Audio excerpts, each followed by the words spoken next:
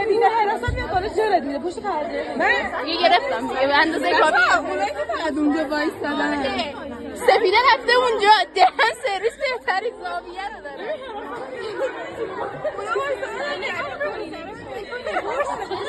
محبول سپیده آیزه دوی که بهتری زاویه رو داره پشتشو کرد چرا حراست هیچ کاری نمی‌کنه سراش بغل نگاه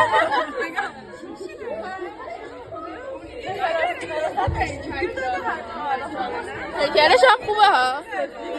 موجی باورم نمیشه پنگره ها رو باز کنی بچه چی شد که اینجوری شد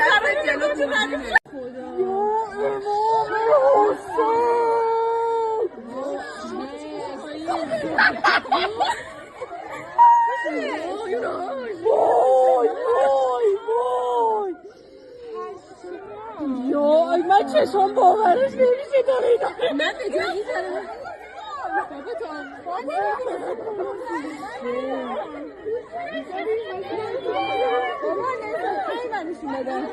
بابا بچه ها بزنیم ببینیم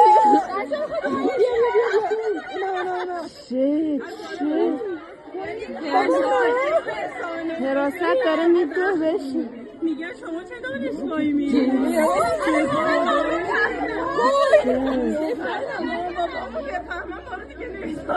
بچه گرفتنش یا اول فصل یا خدا یا خدا دارم میگن تو ماشین میکنن دارن تو ماشینش میکنن یا خدا یا خدا یا خدا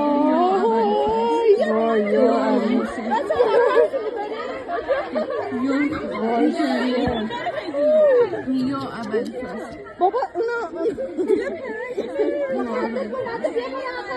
دارم میکنم تو ماشین بچه رفت تو ماشین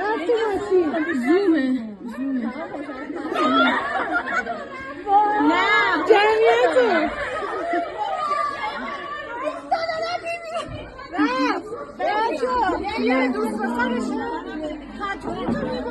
تو ماشین داره سکون